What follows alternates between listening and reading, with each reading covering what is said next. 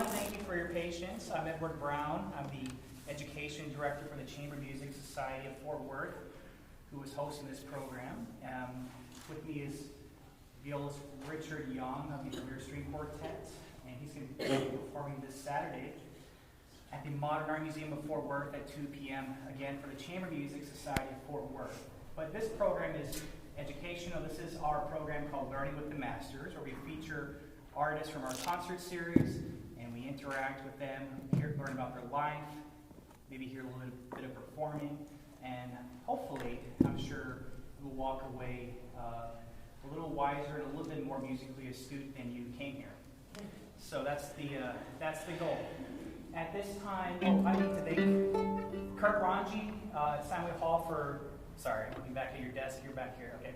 Kurt Ranji and Steinway Hall for helping us, helping host this event. I want to thank our board members who are here, our lovely board members, and our volunteers and our staff members. At this point, I'd like to introduce our artistic director, Gary Levinson, who's going to introduce his good friend, Richard Young. Gary Levinson.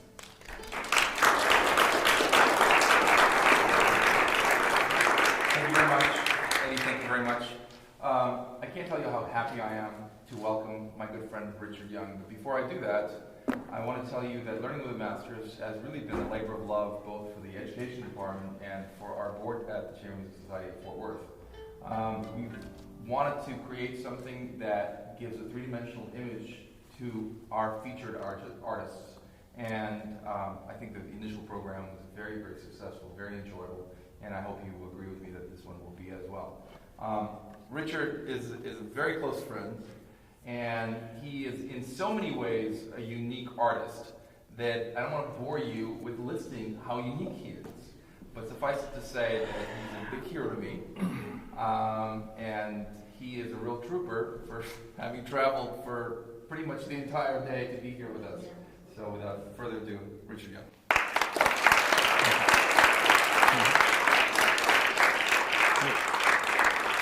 You know, at things like this, I'm usually the best dressed person in the room. Well, at least you see how I at least travel.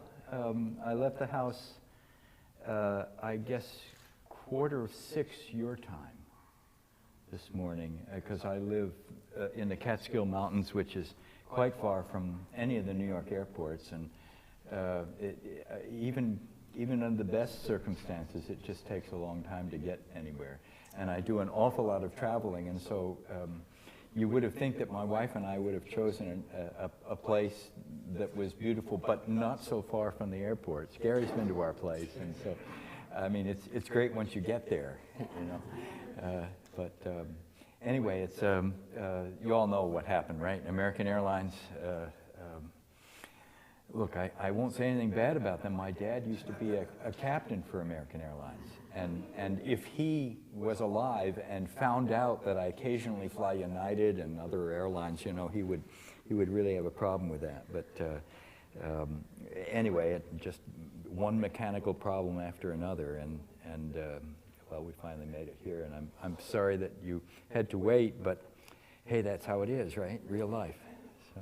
All right. At this point, we're going to start the master class portion of our program, and I have the pleasure of introducing Aubrey Feinhout, student of Misha here. Aubrey, you want to pop off stage?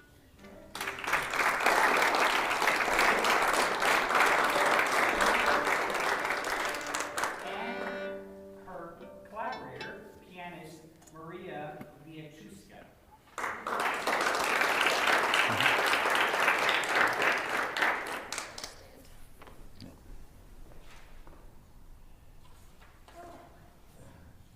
Need help?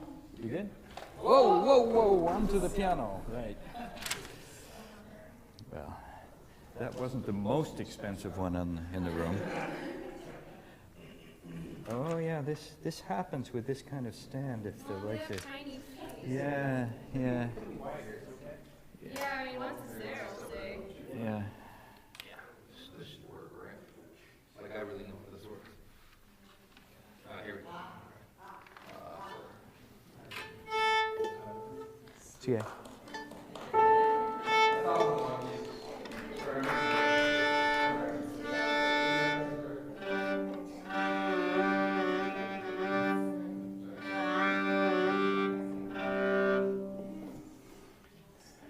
major viola? Weinberg. Who? Weinberg in Arlington. Uh-huh.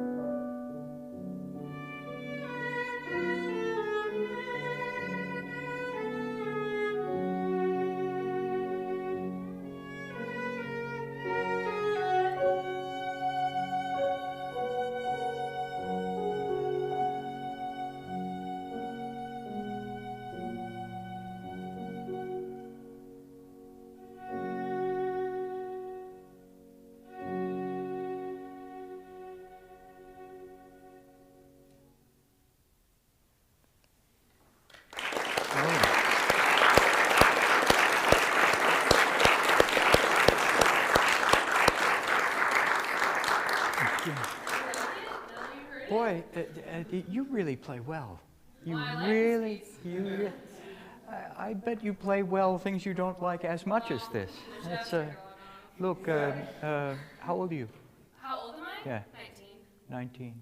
And how long you been with your present teacher? A semester and a half. Yeah, yeah. Well, listen, bravo to both of you. To both of you. 19. Yes. You know that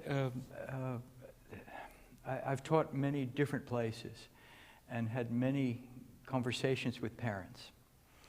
And they all want to know what my dad wanted to know when I was 19, right? And that is my kid going to make it? Is my kid going to be successful? And that's, you know, there are so many things about our profession, unlike other professions, that are unpredictable. Yeah. And I've never been able to give the answer to those parents that they want. All we can do is kind of dance around the answer and point out when it's deserved, when it's someone like you, that you have a good chance. You have a good chance to be successful.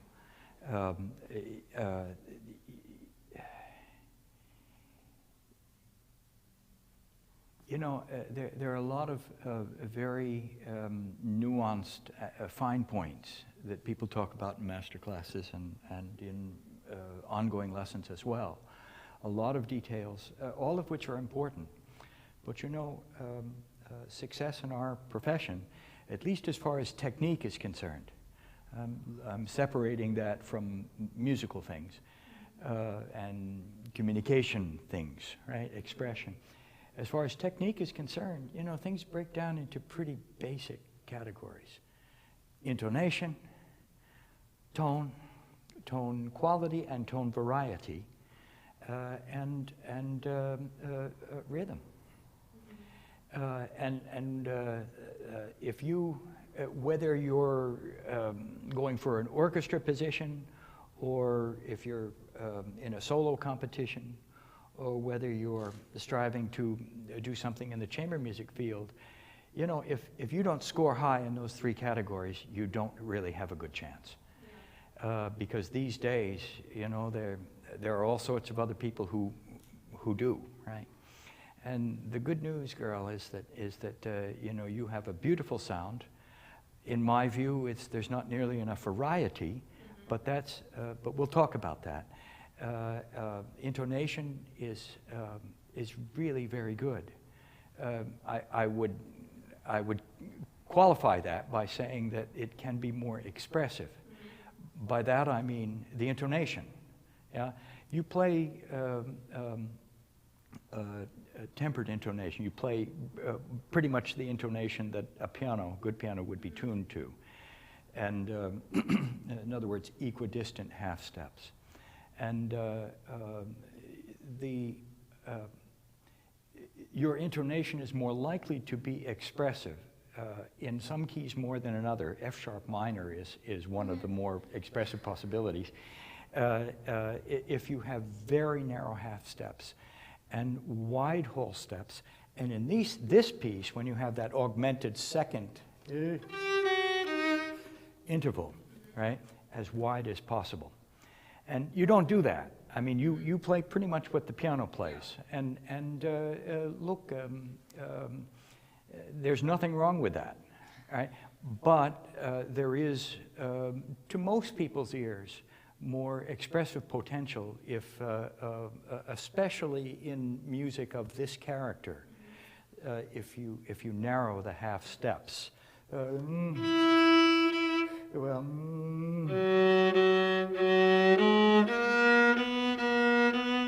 That instead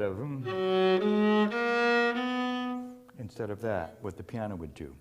And then for the whole steps, as wide as the traffic will bear.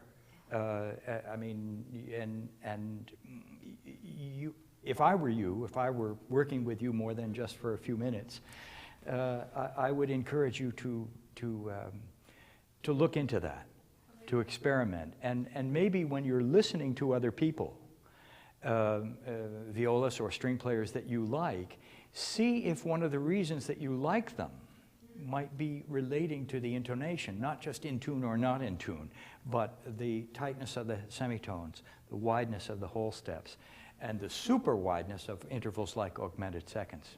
Yeah. Look, as far as rhythm is concerned and things like that, I mean, there's just no problem, just no problem. I mean, I'm at a little bit of a disadvantage here, and this is the first time I'm hearing this piece. You would think I would have at least heard it, if not played it. But you know what they say? There's an old joke. I wonder if you know this, Gary. What do you do if you're asked to give a master class and you don't know the piece? I mean, yeah. Well, the first alternative is you talk about the bow arm, right? Well, you look at your watch. If there's still time left, you talk about practice techniques, right? Right?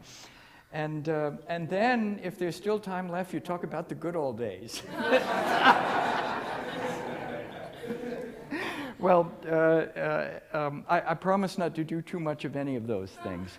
But let's focus on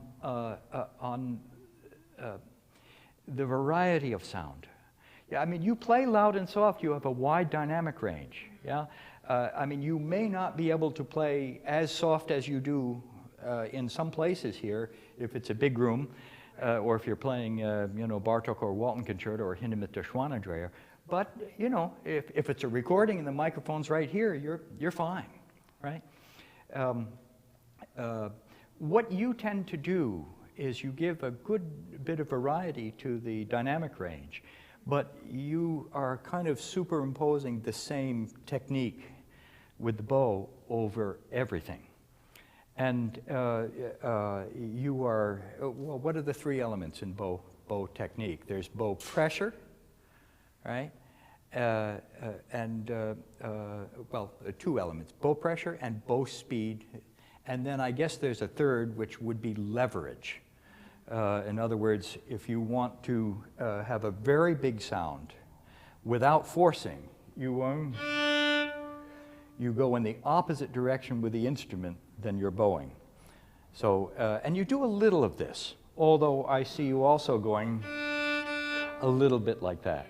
You know, I mean, people are encouraged to kind of move their bodies a little bit, to do what's natural. But if you want to play with a very big sound without forcing, you would take advantage of leverage.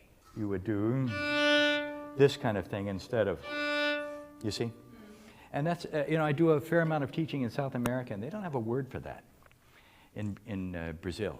The closest they come is alavanca. Anybody speak Portuguese? Yeah, yeah. And then I have to explain what leverage is, but they just don't have a word, at least one which applies to what we're doing. But you know what I'm talking about, right? And so if you want to play with a sound that is big without forcing, maybe you want to take advantage of leverage. Maybe you'll also want to take advantage more of weight and not so much speed. I mean, what you do, this is pretty much what you do. You're almost always on the side of the bow. Yeah. Look, you paid for it, used it. You know, that horse made a real, and it's expensive these days, you know? I mean, if you're only going to use half of it, then only pay for half of it, right? I mean, the horse made a real big sacrifice for you. It's not so easy to grow hair, right? And so this seems to be a stereotype for you, right? This is what we would do if we wanted an ethereal sound that is, well, people call that a French sound, you know, that it's a lot of air and, you know, perfumey sound, but not dense. What's this piece? Right? Okay. How about this?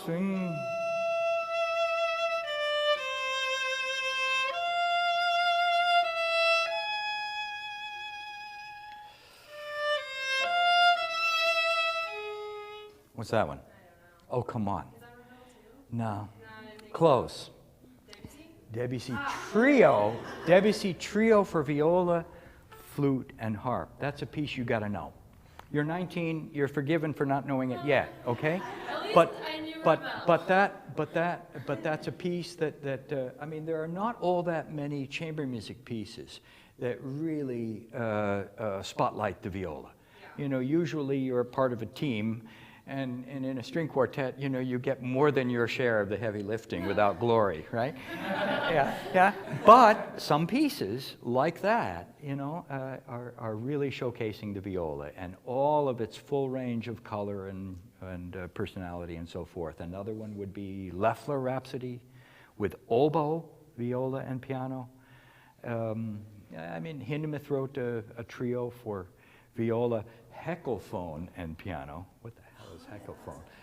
Heckelphone is an instrument that was invented in the early, well, only about a little more than 100 years ago by the Heckel Bassoon Company. And it was first used in the opera Salome. And it's kind of a cross between bassoon and English horn. It's kind of in that range, right? And Hindemith, who wrote pieces for every instrument of the orchestra, right, including heckelphone, right, wrote this terrific piece for us, right? And so anyway, the number of pieces that you will use the French sound are a lot, right?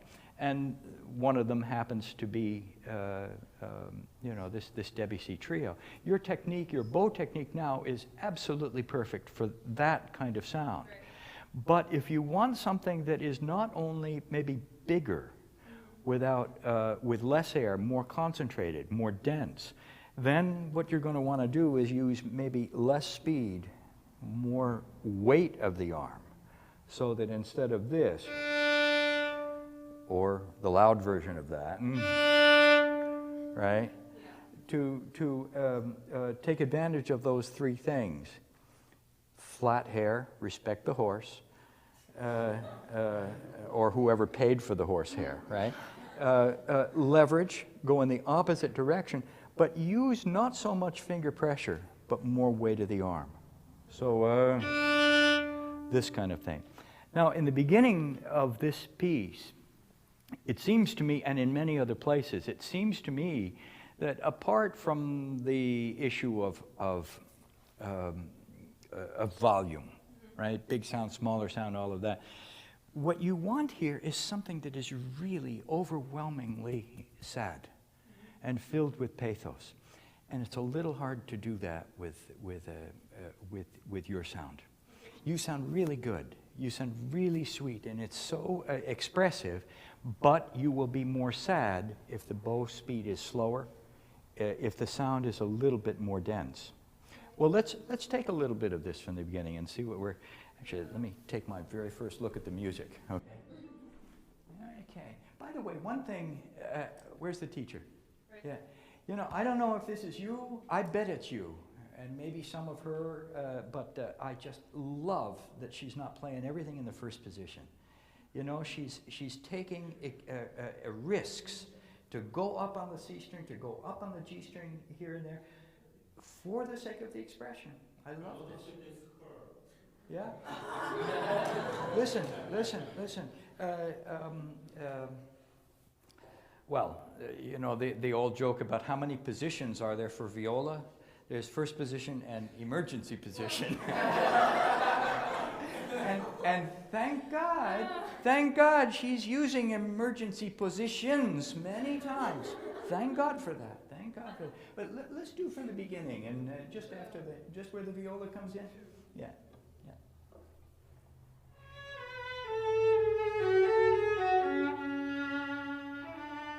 Okay. So instead of that, slow down the bow. Okay. Maybe a little bit tighter contact, more of the hair, and this instead of this. So instead of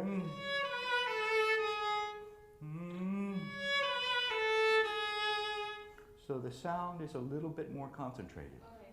Try it once again.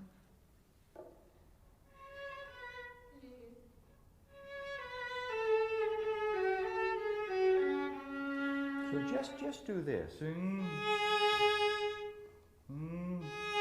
So the arm is pulling the bow. So not this, and then extending. Actually pulling down the whole way. And not. Yeah. Can I? Yeah. Help you out here. Yes. Okay. So our teacher used to say, take off 5 pounds here and add 10 pounds here. Okay. So it's like leading on my elbow. Yeah. This, not just the elbow, the direction I'm talking about, but the weight of the arm is replacing a certain amount of the pressure that you're directing towards the first finger. You need both, okay? Especially when you play loud. But instead of, I'm just kind of leaving my arm on one plane and going back and forth with bow speed. When you increase the bow speed, you increase the volume. I mean, that's one of the things that happens. But you give up a little bit some pathos, you know, and so I'm playing all wrong notes, aren't I? No, it's only one. Well, 1 out of 9, not too bad. Okay, yeah. So what? Yeah. So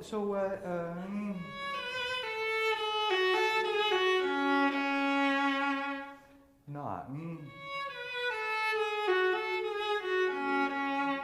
It's pretty what you do, but it's not sad.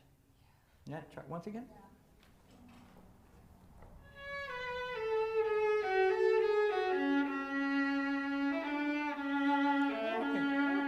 So use the vibrato to focus attention on certain critical places, usually those that are dictated by the harmony. Here's an appoggiatura, right? So on the dissonant note of the appoggiatura, that's where you want to give the more expressive vibrato. You're using kind of the same vibrato on all of the notes.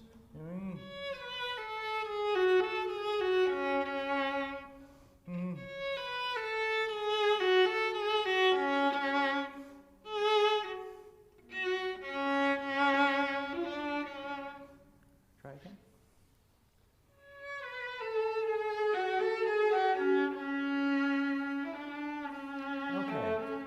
One of the places here, right in the very first phrase, where you might want to play a wider whole step.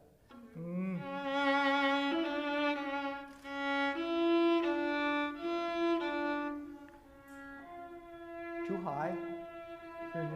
Listen to the difference. If I play it slow, it sounds out of tune. But if I play it fast, it tugs at the heart. Here is piano intonation. Here is what I'm talking about.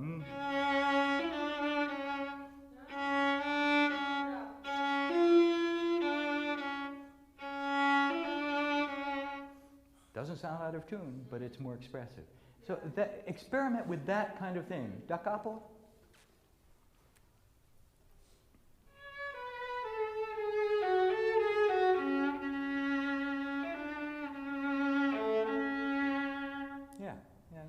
Gary is kind of nudging me here. It looks like he wants to play. So, yeah. So I think we're done. Let me summarize a couple of things. Okay. You play really well in tune, and you know it's you're going to be employable with that kind of intonation. There's going to be a job for you somewhere because not many people your age play so well in tune, but the intonation will be more expressive if you experiment with these tighter half steps, wider whole steps, especially on the places where the harmony is the most provocative. Second thing, as far as the, you need to change the personality of your sound more often. And that what you do well, I mean, when you're under pressure, we all go with what we do well. You know, we all kind of fall back on what has gotten us there, what gives us comfort, confidence. And so what you do well, what you're confident with, is side of the bow, bow speed, arm pretty much on one height. Yeah. Break that mold. And you don't need me or anyone to tell you, well, to give you a hint as to what the character of the phrase should be. I mean, you are so wonderfully intuitive. I don't say that to all the girls. You really are. You really are. But you need to find more colors, and in particular, more density to the sound, especially when the music is sad and thick. Yeah. Bravo to you, though. Thank you so Bravo. much. Bravo.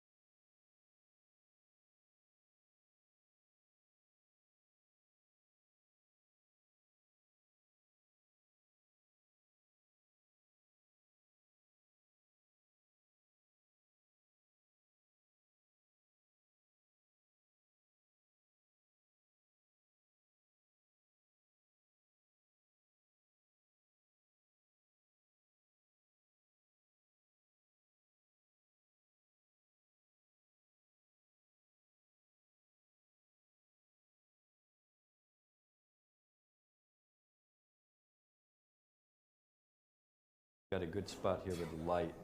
Well, look, there's a very famous piece that virtuoso showpiece that violinists and violists play. Cellists even have a version of this. It's the Handel Halvorsen Passacaglia.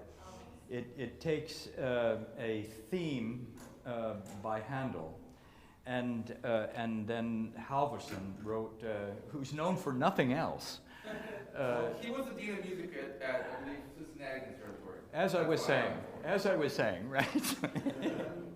I mean, we only know this piece, and he took this theme of Handel and he wrote a series of virtuoso variations, and it's played a lot. And well, there was this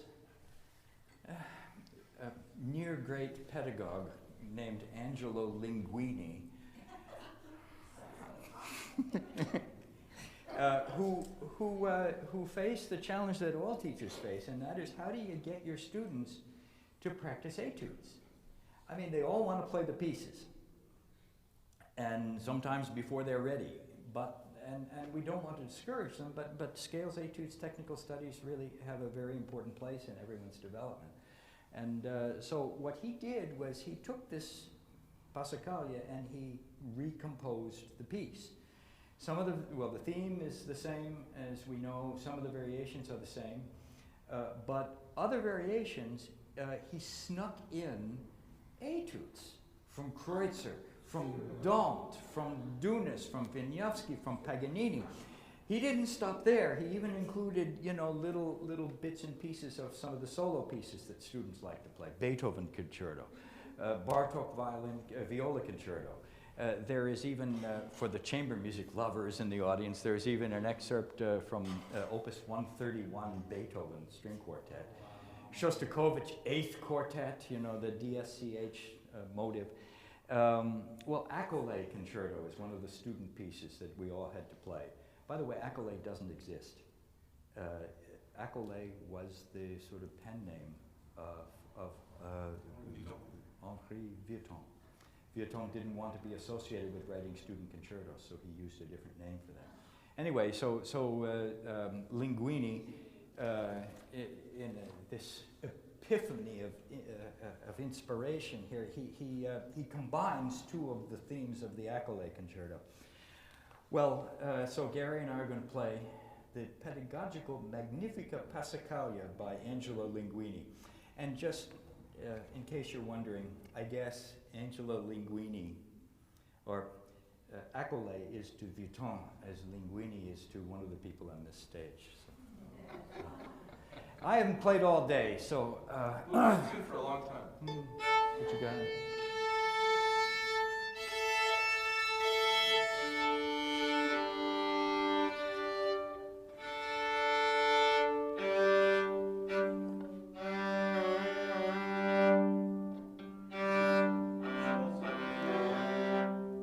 Oh yeah, if you don't mind, let's wait on that question. We're going to have a few minutes at the end of the Which session. question? You want to know more about your viola, and that's a great question because it's an incredible instrument.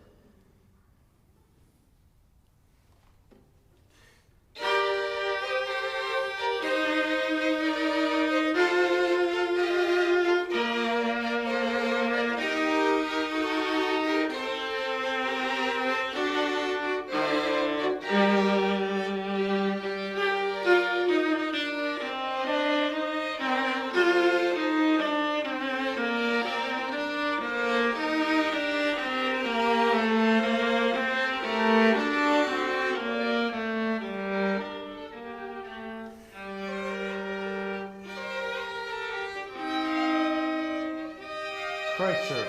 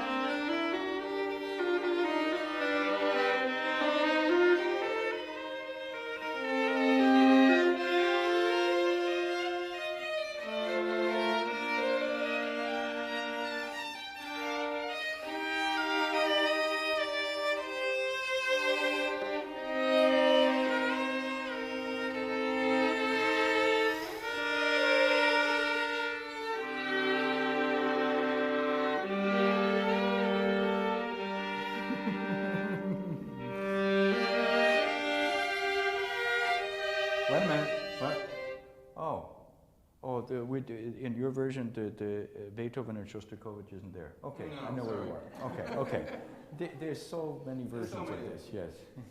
Okay.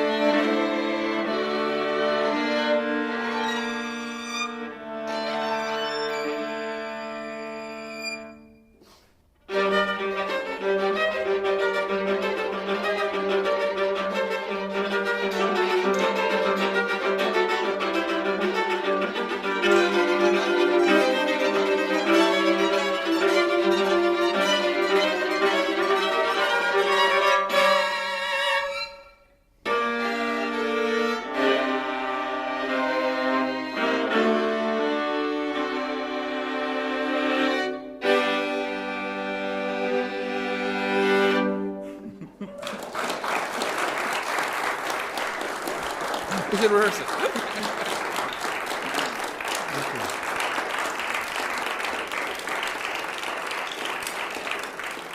So I know what's going to happen. She's going to want the parts of this piece, right? And my answer always is, well, okay, you can have the parts, but to play this piece, you got to practice those etudes. Okay? So there were questions? Yeah? Somebody wanted to know about this piece, right? Yes. Yeah. This is actually one of the first violas ever made. It was made around 1560 by Pellegrino di Zenetto. And think about it, 1560, that's about a half century before it was proven that the Earth goes around the sun instead of the other way around. The family name, they're not even sure. Pellegrino is his first name. Di, son of Zenetto. Zenetto is his father's first name. Family name is probably Micheli, and it was from the area around Brescia, which is where Gaspar de Salo and Maggini and some of the other makers of that era lived. Actually, there is another one in town. There's two others in town. I mean, I know of only about maybe 9 in the world, and 2 others are in town. Yeah, well, in Dallas, Ellen Rose, principal violist of the orchestra, and John, help me out. Wells. John Wells. He has one too. And but you see, this is a kind of an unusual shape. It looks like a contrabass, and actually, the Gaspar de Salo bass that was made for Dragonetti was probably inspired by this instrument. But when it was made, it was a normal shape.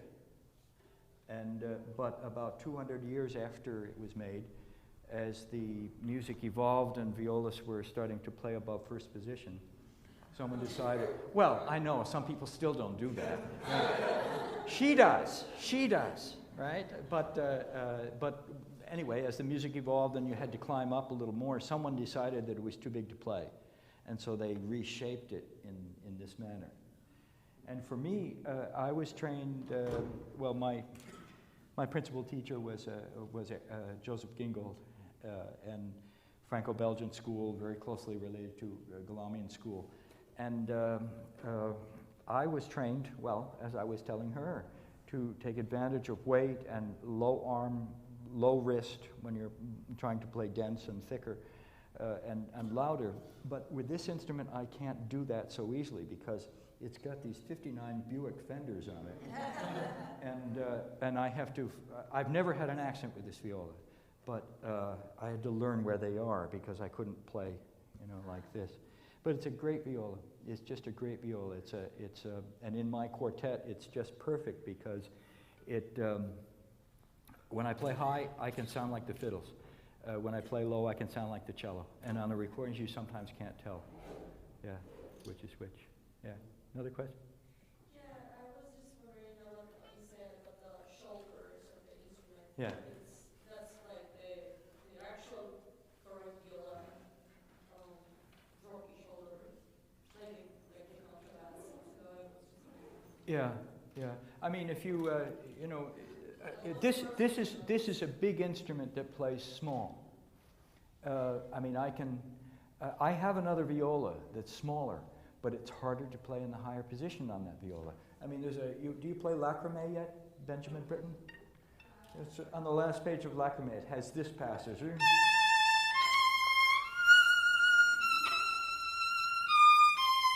Which is kind of high even for violin, right? And if I were to play this on her viola, you know, you gotta negotiate around this rib here. And so to get up like that, you got to stick your wrist back like this. With this, no problem. No problem. And there are some modern instruments made that, you know, kind of this shape. What's the guy's name? Izuka? Yeah. The problem with these instruments, and including this one, is that anything that isn't a traditional shape and size is going to be harder to sell. I mean, when I found this instrument in London, I've been looking a long time, and it sat in Charles Beer's shop for a year, unsold. Because, well, two reasons. One, it has 1 million cracks, and so the collectors weren't interested. They want something perfect. But the other reason is where are the notes? I mean, first position, okay, but normally we rely on the feel of that part here that's missing, as to know where we are. And when I got this viola, I took it out of Charles Beer's shop, and the very next night I played a concert, all Beethoven concert, with the Vermeer in the Concertgebouw. And very much unlike me, I played everything as much as possible in first position. Yeah. Question? Anything else? Well, Richard, we Yeah. have an interview section like to start, and afterwards, Uh-oh. Okay. Okay. Just an informal interview. Oh my God, you got my book. This is Look yours? at that. Yeah.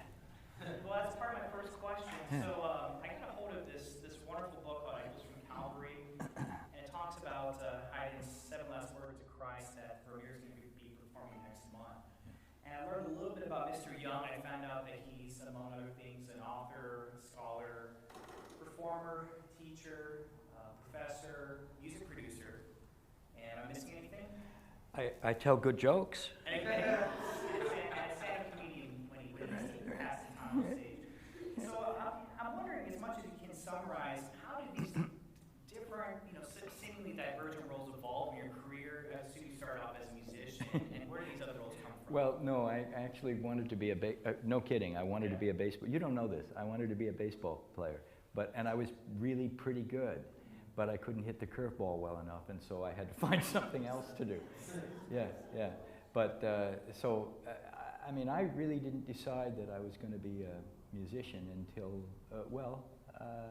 I guess during my senior year of high school. I mean, I was, you know, I had a lot of different interests. My parents were not professional musicians, and so they encouraged me to do music, but that was one of many things they encouraged me to do, and they didn't, you know, they didn't want me to, I guess, be limited by that. And so I guess if I have interests outside of music, a lot of that began with my parents. My dad used to be one of the, you know, he used a staunch believer in the liberal arts education, which has pretty much disappeared these days, hasn't it? And even in music field, we have a lot of people who are kind of specialized in one thing, but they don't know a whole lot about other things. I mean, the word that's usually used to describe the violin or the viola or the clarinet teacher at a university is applied music teacher. And you know how that evolved. That was the person who was going to, in the context of your solo playing, teach you how to apply everything you learned in music history and music theory. Well,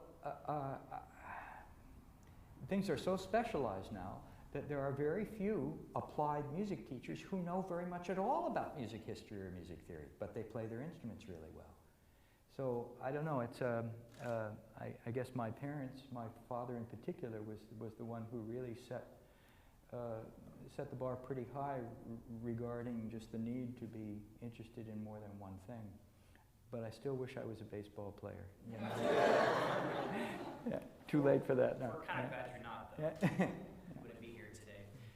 Gary said you had an interesting question about how you got involved with the Vermeer. Well, I mean, pretty basic. I never played the viola before. Mm-hmm. I mean, the Vermeer had always been my favorite quartet, and I had decided that I wanted to be a professional quartet player, and you know, I guess after my first year in college. But I mean, there's no curriculum for that, and who are you going to study with? The people who you should study with are not, all due respect to Gary, you know, they're not professional orchestra players, because they, as wonderful as they may be, as familiar as they may be with some pieces in the repertoire, there's a difference between studying Death and the Maiden with somebody who's played it maybe a dozen times and someone who's played it, you know, a couple of hundred times and recorded it and, you know, just walked out under pressure and in all those rehearsals, you know, and just sifted through every detail. Gary is the exception. Gary played in a quartet, a professional quartet, so he, you know, he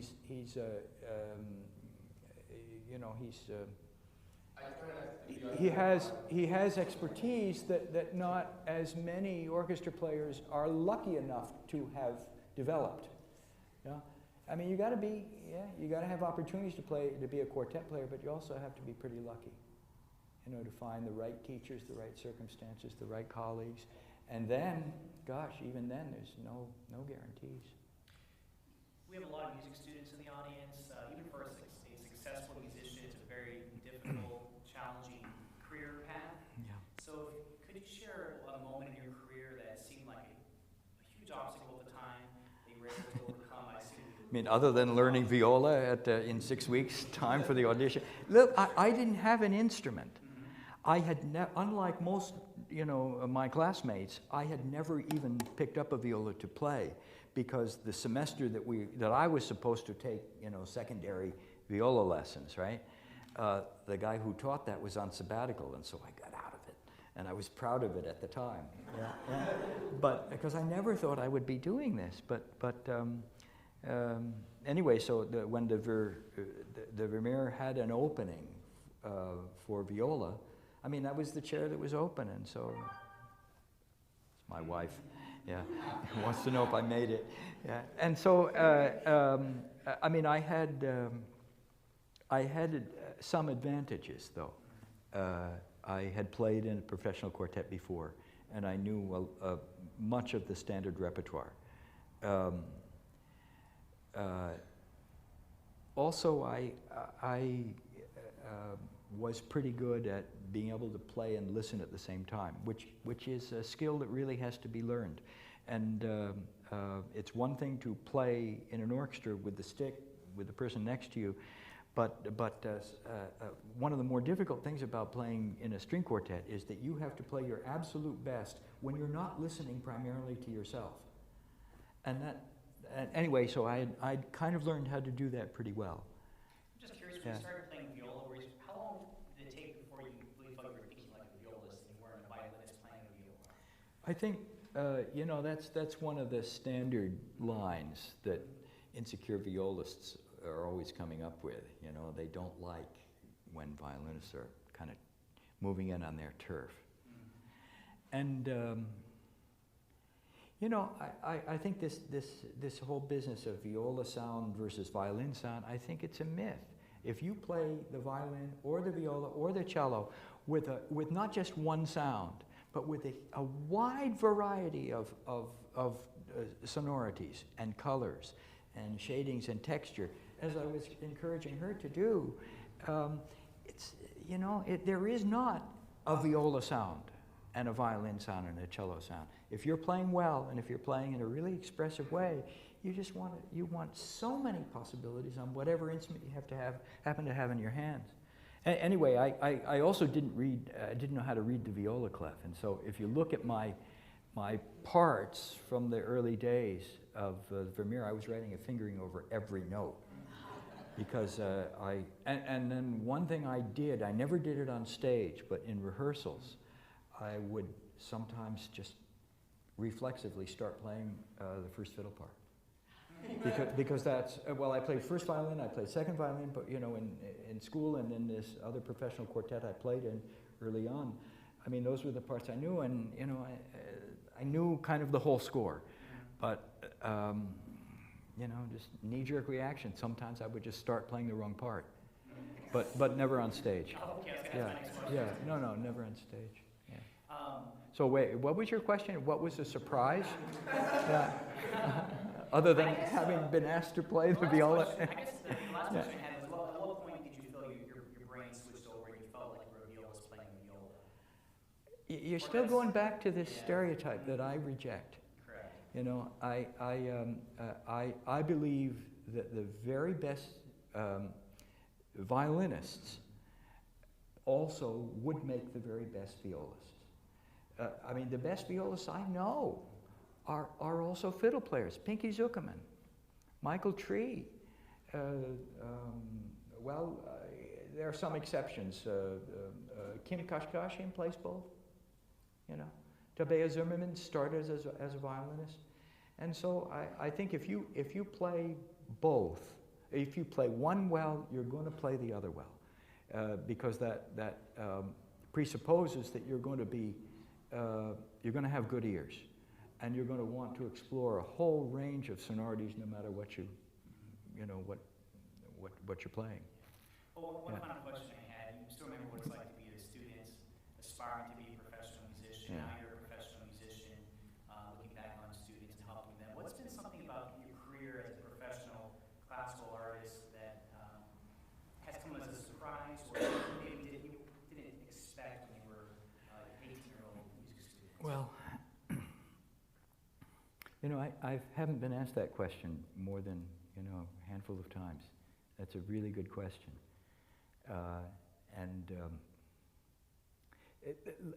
It's an unusual, it's a unique question, so let me give you a kind of off the beaten path answer to that. Like I said to Aubrey, our profession is, there is no predictable career path as there is for law or medicine. If you get into one of the top schools, undergrad schools, and then get into one of the top law schools, you can pretty much guarantee, you pretty much know what your career is going to be like, what your income is going to be, what kind of car you can afford to drive, that kind of thing, and what kind of neighborhood you're going to live in, how you're going to be able to support your family. But with us, there are just none of that, you know, none of those semi-guarantees that if you meet this waypoint in this way, you move on to the other, you're going to be okay. I think every one of us, despite the fact that some music students, when they're young, they have a certain bravura, you know, and they want to come across as really confident, we're all scared about whether we're good enough to be doing this. And yeah, we've gotten, you know, I'm sure Gary was the same way with him. You know, you're coming up, people hear your play, oh, he's really talented, big future, all of that. And I got that too, but still, then you go to the university and you're in a class of students that, you know, that are more or less the same level as you, and you don't know if any of them are going to make it. You know, there's just no guarantees. And as I got older, you know, and you look back on other people who had such promise and they burned out. Delana Jensen, Jean Fodor, in the string quartet world, the Concord Quartet. I mean, these are people that had, you know, everybody was predicting huge success and they flamed out. And so even when you get those, you know, get to a certain level and have achieved certain things, it doesn't mean that it's necessarily going to stay. And so I guess the way I would circle back to your question is that well, for me it didn't happen all at once. I'm sure for Gary it was the same thing. But there are moments when you realize that, hey, you know, maybe I might be able to pull this off. And I can remember the very measures in the last page of the Sixth Bartók Quartet, when I played that piece for the first time in my life. I was probably 21 years old, and it was the summer when I decided this is what I wanted to do, quartet playing, yeah? And I realized that not only do I love this, but maybe I have a chance to do this. I wouldn't say that came as a complete surprise, but to be perfectly honest, at least in my mind, there was a whole lot of doubt beforehand. And I bet it's the same with Gary. I bet it's the same with almost every musician, yeah? Although not everybody would admit it. Yeah. I bet you're scared, aren't you? You know? And that's normal, because nobody can just say that there are any guarantees. You know, in my first freshman year at school, my father, airline pilot for American Airlines, he said they had this kind of parents' day, you know, and so my dad came and he says, I'd like 10 minutes alone with Mr. Gingold, your teacher. And I kind of figured that was the question he was going to ask, Mr. Gingold. To this day, I don't know. I didn't hear from Mr. Gingold, I didn't hear from my dad what was said. But all I knew was that, well, Mr. Gingold, I'm sure, didn't give him any kind of guarantee. But whatever it was he said to my dad got him off my case. You know, because up to that point, my dad was saying, like the parents of many musicians today, well, it's great that you're doing this, but how are you going to earn a living? And, you know, it's you know, the success, and I think in every endeavor, has to be measured by things other than job security and income and things like that, because we all know a lot of people who are successful, but they're not very happy doing what they're doing. And I mean, I can honestly say that I'm just, you know, well, yeah, I've had a fair amount of success, but I'm just so happy doing what I'm doing. My little brother gave me a little coffee mug years ago that I still have on my desk. It says, "Success is doing what you love and loving what you do." And even those music students, either classmates of mine or classmates of yours, who don't make it, who don't achieve the kind of success that they and their parents would like them to have, what they do have in almost all cases is the satisfaction of knowing that I tried doing what I love doing the best. And that shouldn't be discounted. You know, there's something similar that I read somewhere. Let's see. Success is measured not by the number of breaths you take, but by the moments that take your breath away. And for those of us in our profession, I bet we have more of those moments that take your breath away because of the nature of what we do. And God knows there are all sorts of frustrations and doubts and fears that don't stop. I mean, you're going to get them no matter how old you are, and you're never going to think you're good enough. But still, we got those moments that take our breath away that are probably more numerous than you would find in most other professions. All right. Well, I want to thank Richard for coming here after this very long circuitous flight here Yes. and meeting with us today. And first of all, let's thank Richard Young.